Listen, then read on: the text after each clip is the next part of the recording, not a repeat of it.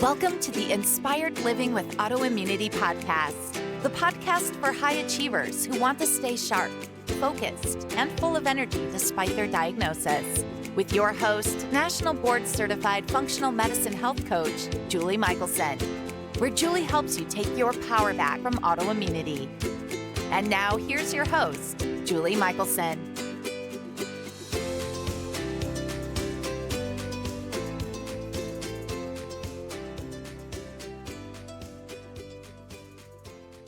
Welcome back to the Inspired Living with Autoimmunity podcast. I'm your host, Julie Michelson.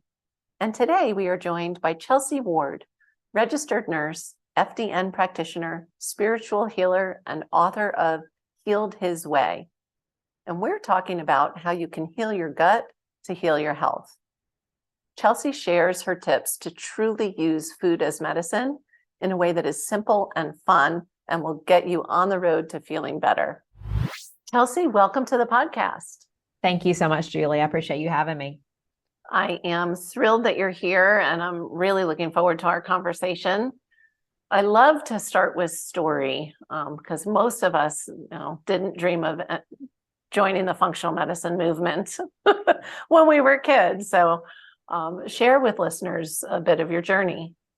Definitely not a dream as a child. I'll tell you that. So I remember my grandmother looked at me one day and she was like, "Child, you get everything that comes down this family line." And I didn't really know what she was talking about at that time, really, but I was born with digestive issues. I was born with colic, and that was kind of what started me out, from a digestive standpoint. And I was sure to get suppositories and all those things on a regular basis by my grandmother, who thought it was so important for me to poop on a regular basis.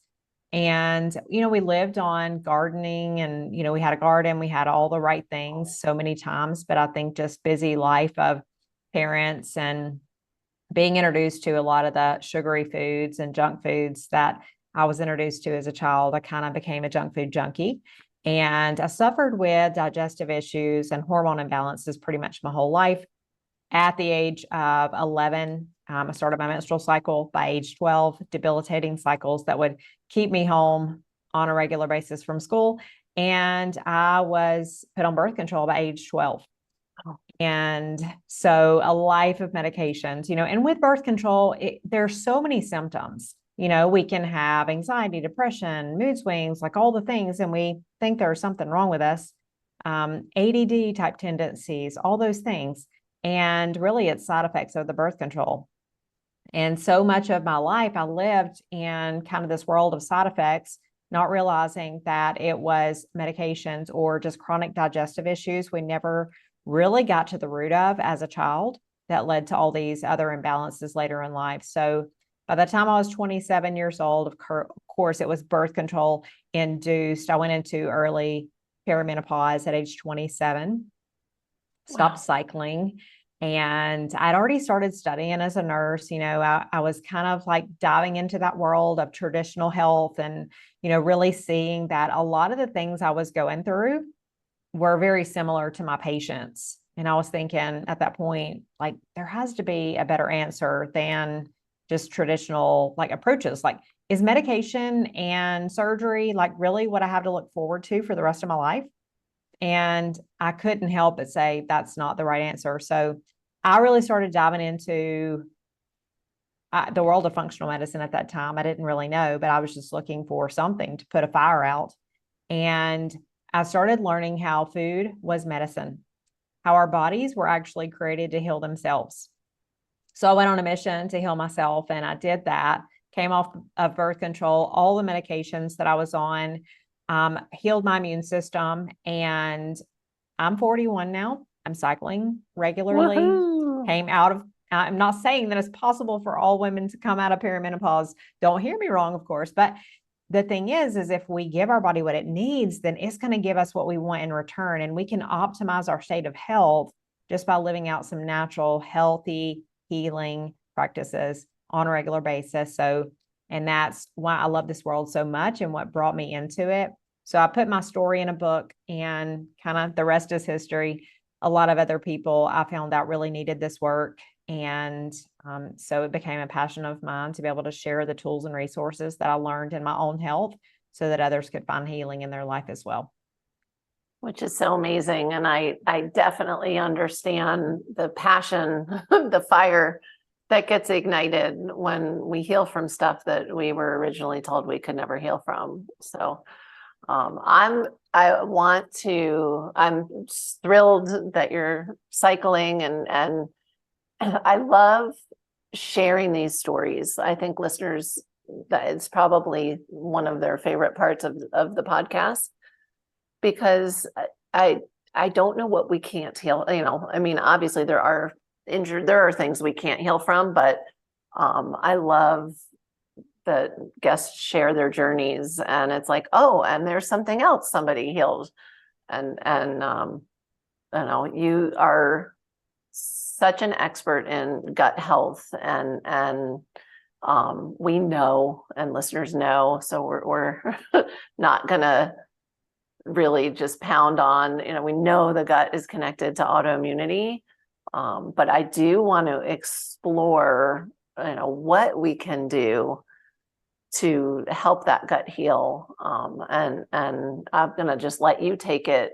I know there's a lot, a lot there. So whatever piece of it you want to share with listeners, because I think that's a huge part of everybody's journey, and even people without autoimmunity, how do we heal the gut, like really heal the gut? Yeah.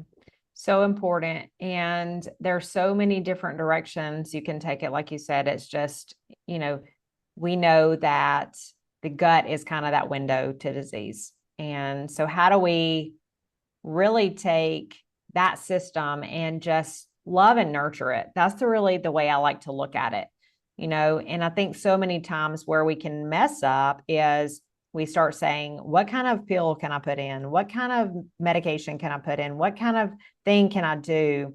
And we get into this do mentality instead of be mentality. So I really like to take a step back and really start with a less is best approach, and using food as medicine, using anti-inflammatory types of protocols to just let the system rest. I think where so many people mess up is we start to go on this whole food plan, or we start to say, oh, I should eat organic, or, oh, I should do these things with my nutrition, or, we hear these things are healthy. Maybe it's keto, maybe it's paleo, maybe it's all these different types of diets. We hear they're healthy. So we think, oh, I need to try this. And really, I think it really just goes back to nature. Nature is healing. Like everything that we need is found in nature. So whether that be herbs or food or anything like that, it's all created for us to access. And once we have the right tools, then we can begin to heal. So if we just put in good, healthy, whole food nutrition, meats, fruits, vegetables as the foundation, and then kind of build on top of that, then I think we can take our health a long way. We start consuming a lot of those inflammatory foods like the breads and the pastas and the chips. And even when we go toward these paleo or these keto type plans, really those plans are intended to bring more whole foods into our life. They're intended to push out some of the processed foods. But I think what we do is we end up swapping one for the other. Oh, I'm not supposed to have gluten, so let me have this gluten-free bread. Which is worse. It really is. Yeah. Yes. And I just talked to a client just the other day, and she was like, oh, Chelsie, I tried to go gluten-free, but it didn't work. It actually made me feel worse. And I'm like, okay, well, let's talk through this, and to come to find out, she's eating a lot of gluten-free foods. Processed foods. Yeah. Exactly. Yeah. So, and she's like, those gluten-free foods just made me super inflamed. Well, one, there's cross-contamination. So there's almost always gluten in these processed foods. They use a lot of the same equipment to manufacture these products. They still contain wheat. They still contain all the pesticides and herbicides that we're spraying on our foods. They contain high amounts of grains. And what happens is, because we think we're eating healthier, then we have a tendency to consume a lot more of those foods. It's like, it's like your body's just wanting them. They're craving them. It's like, oh, now I'm eating a healthier bread, or I'm eating a healthier protein bar, or a healthier cookie. It's keto, so it must be okay. And need the whole box. So we do. So we sit down and consume the whole box. So it's, it just becomes more inflammatory for our systems. So going back to the whole foods, introducing those more, like I said in the early part, meat, fruit, vegetables, kind of as that foundation, is what I see to be one of the most healing food plans that there is. And then once we've done that, we've actually eliminated a lot of things that could be causing symptoms, right? So we've rested the gut a little bit. We've allowed it space to heal. We have stopped working our digestive system so hard. So we've kind of calmed that whole system down. Our immune system's kind of like, okay, I'm liking this picture a little bit better. Mm-hmm. We're going into a state of rest, and we can really start to heal. So if we do that and we're removing those inflammatory foods, maybe we're taking supplements at the same time to decrease inflammation, things like proteolytic enzymes or fish oil or different things like that, just to work on that inflammatory response, just to kind of nurture that a little bit more, can be super helpful. Even certain supplements to detox can be helpful during this phase, just to really open up drainage, because we are exposed to so many toxins on a regular basis. I mean, this is just not only in our food, we're getting sprayed with herbicides and pesticides, right? But we're putting toxic skincare on. We are cleaning our homes with toxic things. We have carpets and furniture that are off-gassing all the time.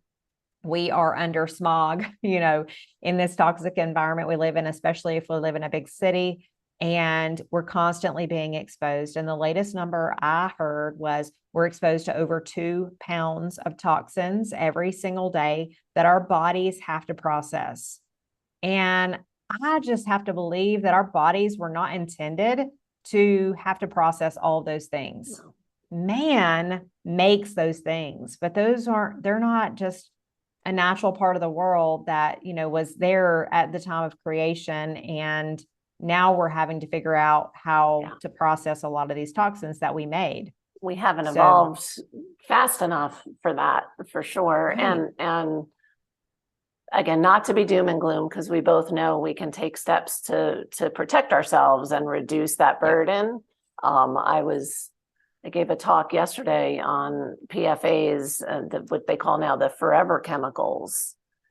And they had a literature review last year. It was 40 studies, I believe, around the world, and over 30,000 samples of cord blood. Every single one had PFAs in it. And so this is real. Like, we need to take the steps where we can. Obviously, we can't live in a bubble, but it's such a huge piece of, this chronic illness, just craze going on right now. I really believe. It's huge. You mentioned herbs as a component of this real food to help heal the gut and reduce inflammation. Can we dig into that a little bit? Yeah. I think we think about herbs like taking those in the form of a supplement. And we think it's like, okay, well, if I'm not going to use a medication, then maybe I need to use like high doses of oregano or, just different types of healing herbs. And all those things are fine. Like when we're on a healing protocol, of course, bringing those things in is great. And honestly, it's kind of a means to an end. But we can improve the health of our immune system every single day just by using those as a part of our daily regimen. So some really amazing healing herbs are things like garlic. As long as you don't have severe SIBO, those types of things, garlic can kind of upset your stomach if you have some of those like more intense like processes that need to be healed a little bit more. But garlic can actually be really healing. It can prevent infections like H. pylori. We can use things like oregano in our food. Basil, thyme. Some of these things are actually used in a lot of these supplements to help you heal your gut. They're, of course, given in higher doses. But if our body is getting these things on just a slow, controlled basis, number one, it makes our food so much better. Yes. You're going to enjoy your food. Your palate is going to shift in your mouth. You're not going to be searching for the sweets or the processed foods or a lot of those other foods that you found so much love for, because let's face it, these marketing companies know exactly what to do to come after our taste buds. So if we can replace that with tastier meals, instead of making a stir fry that just has chicken and, broccoli and, just nothing in there, no flavor, we can add these herbs and spices, and they have natural anti-inflammatory effects. They have natural antimicrobial effects. They have healing properties that are just really going to help decrease inflammation in the body. You can use these in the form of food, just like seasonings and spices.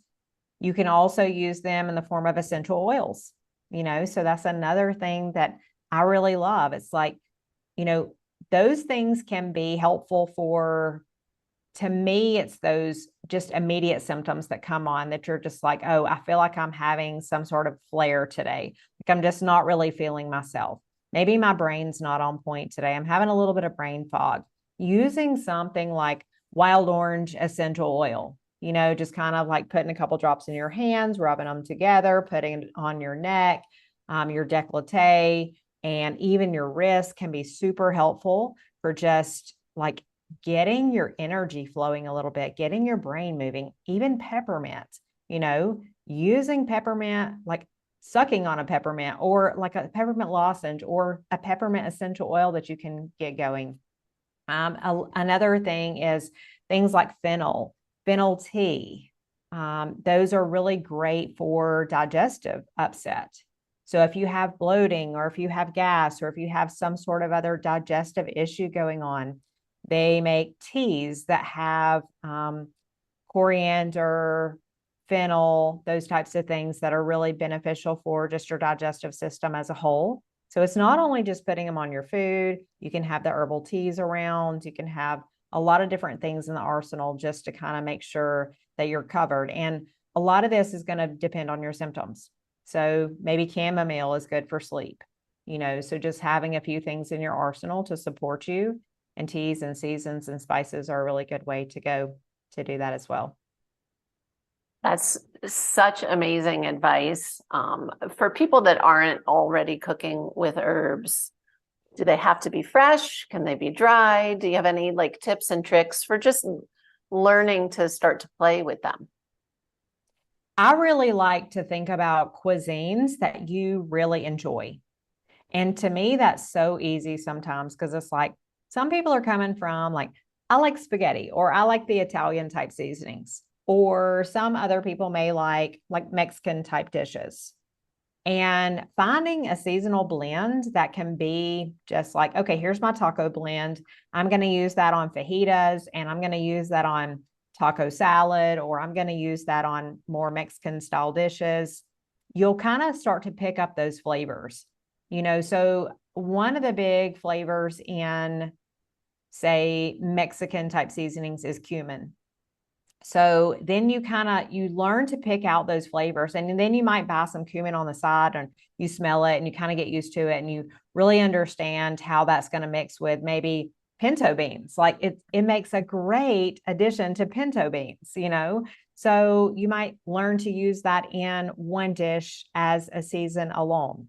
The same with like Italian seasonings. Italian has marjoram, it has oregano, it has a lot of different of your greens, like the green leafy basil, I guess, roots and things like that. Yeah. So those are really I would say the biggest thing to really consider here is make sure that they're organic, because you're getting a lot of bang for your buck when it comes to these herbs and spices. So if you've never seen spices or grains or anything grown in a field, if you haven't seen these big airplanes come over and literally just saturate them with chemicals, I encourage you do a quick Google search and you're going to see it. It's very scary.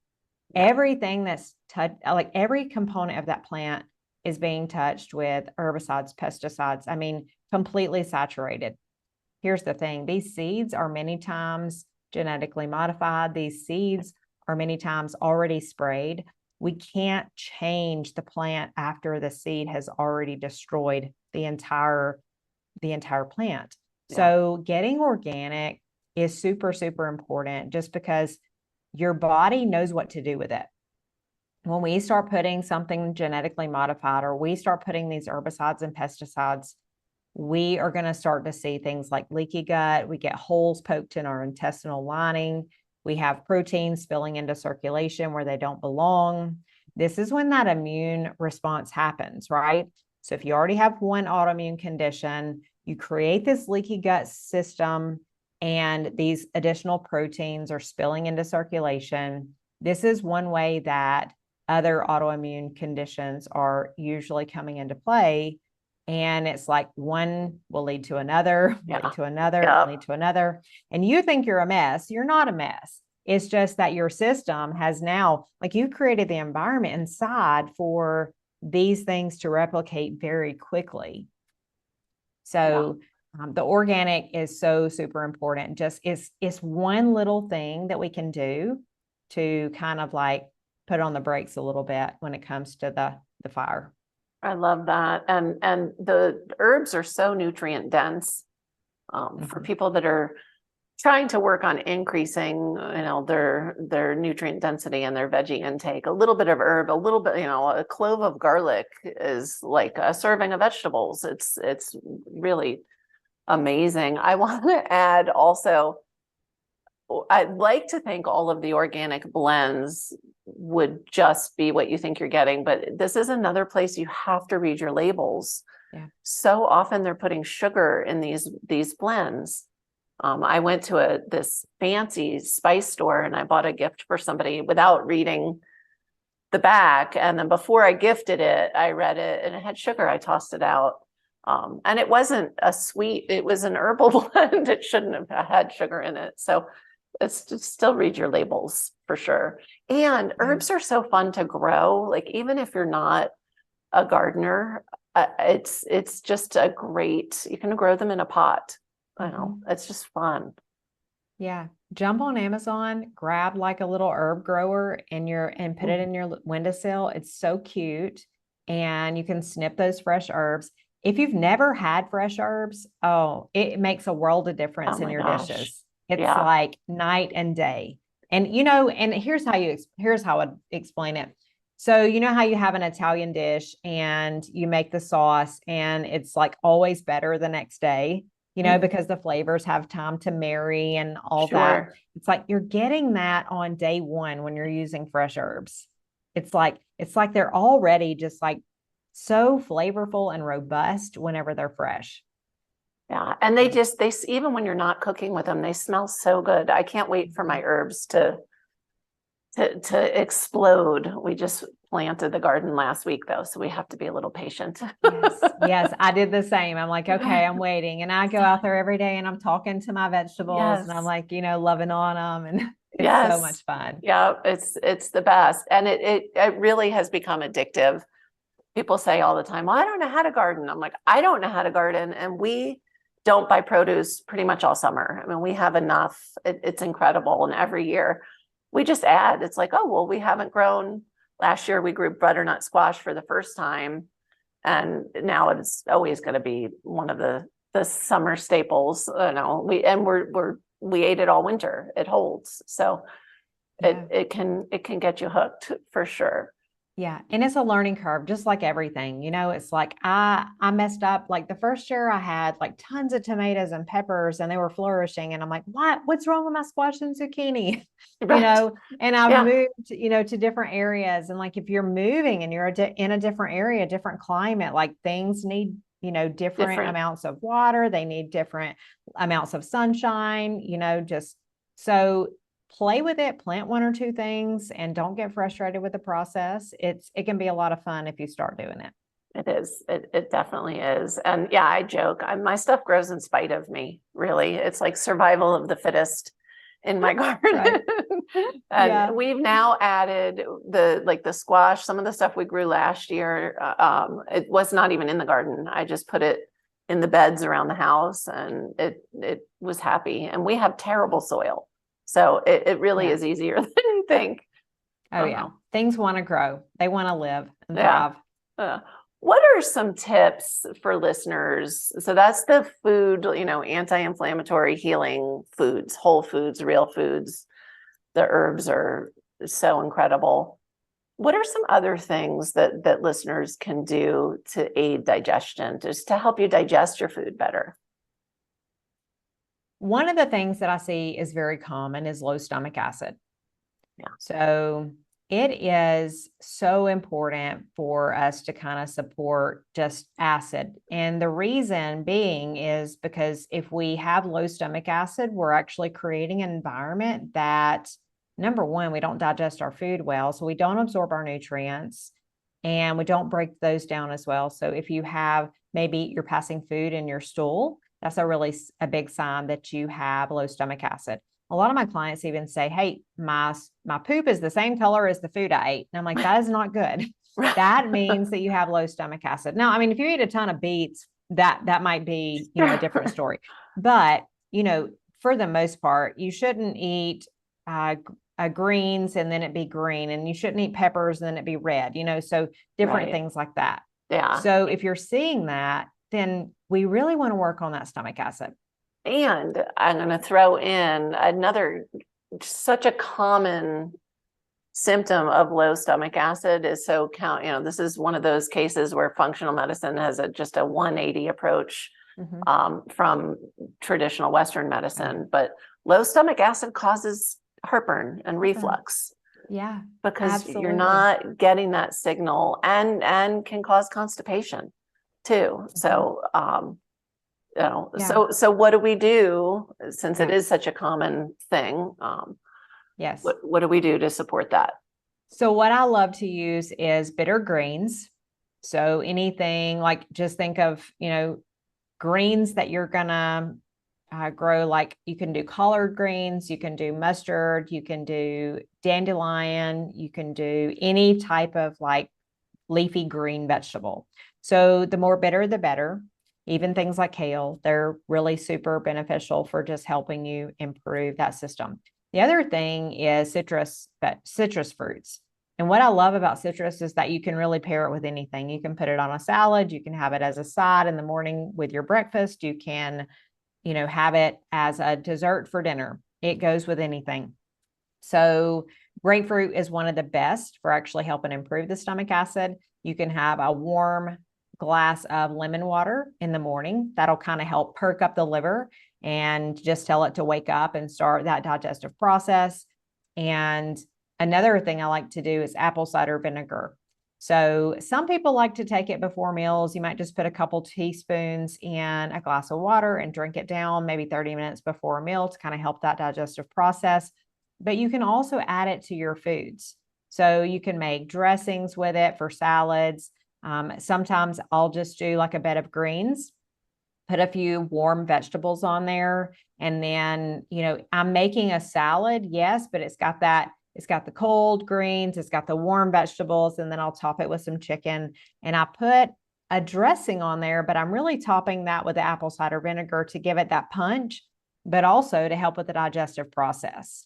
So if you're eating greens and you're eating these colorful vegetables, if you'll start with those first, so start your meal, fresh fiber first, kind of like guideline, then you're going to notice that you start to really break down your food a lot better. And it's because these foods have natural digestive enzymes in them, and they'll help you produce more of those enzymes, release more of the enzymes in your mouth, help you improve your stomach acid so that you can better digest everything else as it comes in. That protein that feels really heavy in your stomach, it usually happens not because you're reacting to protein or red meat or anything like that, but it's really because you don't have the stomach acid to break it down, and it's sitting in there like a brick because it needs the extra enzymes and that acid to really break it down.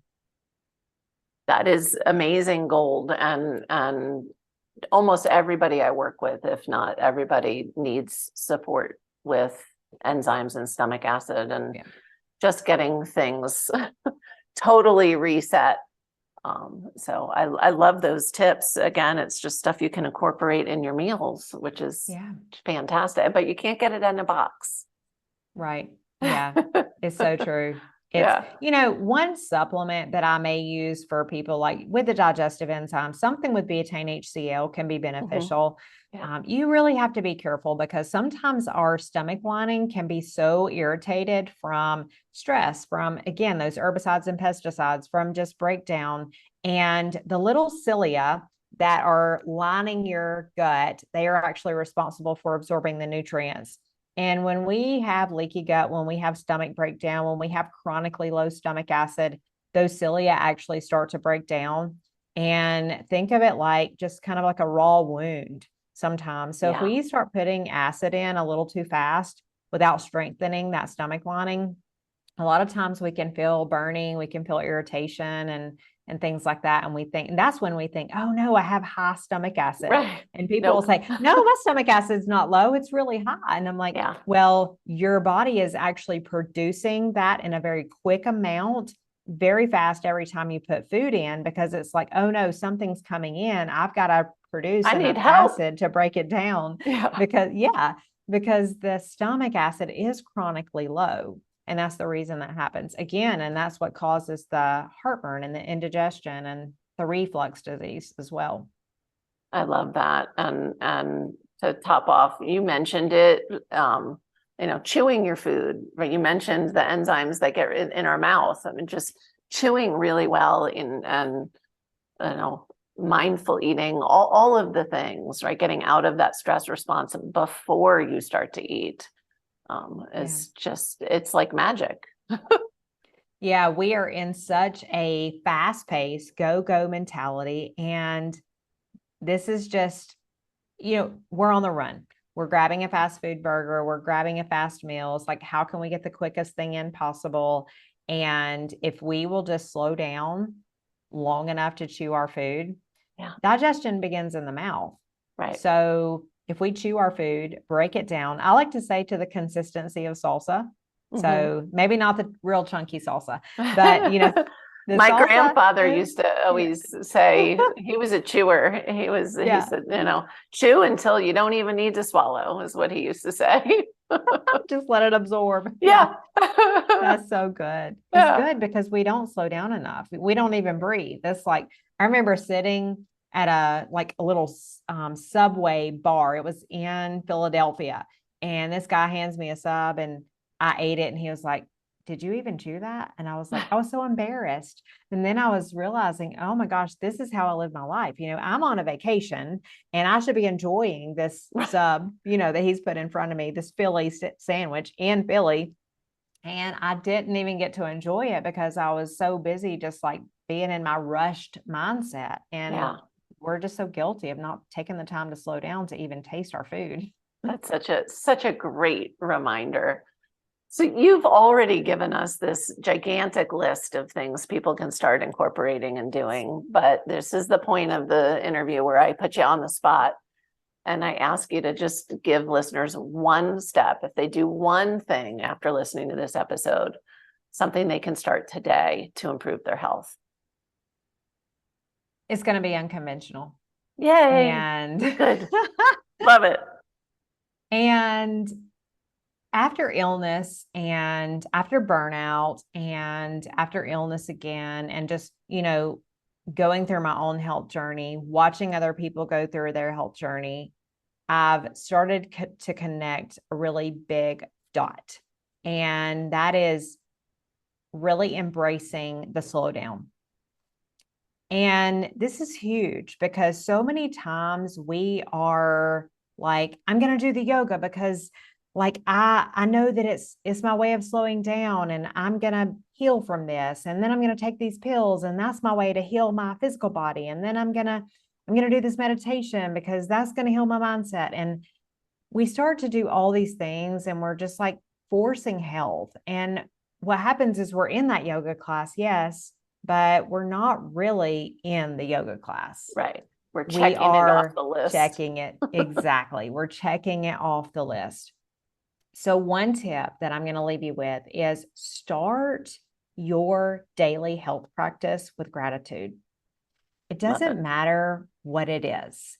You know, it can be like, I don't really feel like taking a walk in the morning, but I know I need that sunshine and the sun on my skin and to reset the circadian rhythm. So getting out in the sunlight can be as simple as, like, if we are grateful for that, for the sun and the ability to move our body, and just expressing gratitude and thankfulness for the birds that are singing to us on our adventure, and really taking in the beauty of the sky, the green around us. Maybe we see a deer in the distance. I don't know what you have around you when you're taking your morning walk, but if we can begin to express that gratitude, if we can sit down for 5 seconds, not even 5 minutes, 5 seconds, and take a few deep cleansing breaths before our meal, make the decision to celebrate the fact that we're having a healthy meal, we're choosing a healthy meal, express gratitude for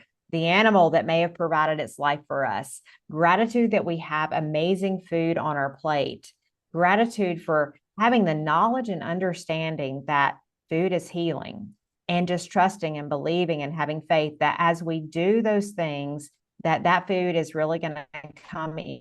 It's going to nourish our cells. It's going to nourish everything inside of our body in a way that we can begin to heal. I think this will take us so far.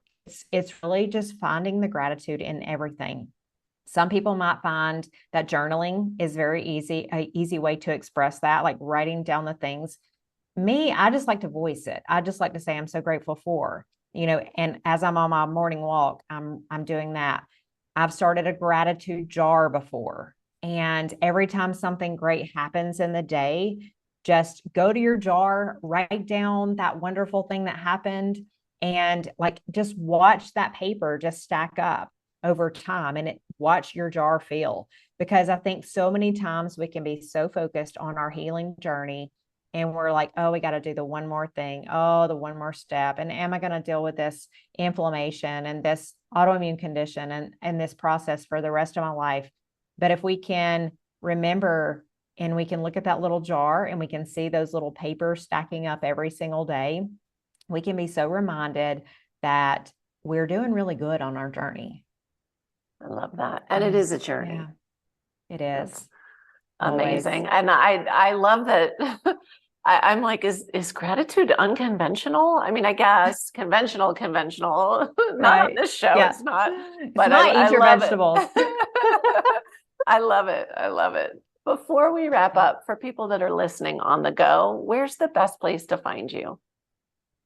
So I'm pretty much all over social media, Chelsie Ward Wellness, and ChelsiewArd.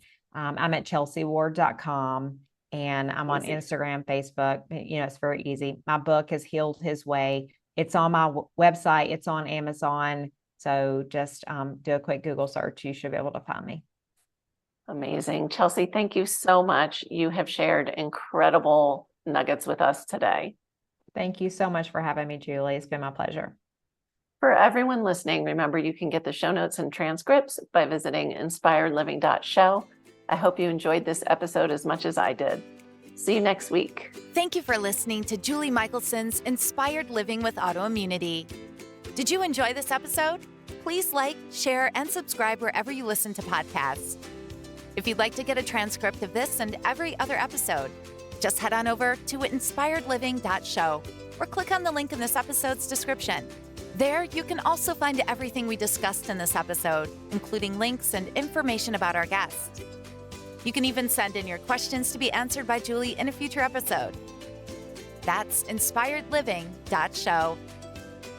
Until next time, this is Julie Michelson's Inspired Living with Autoimmunity podcast, helping you take your power back.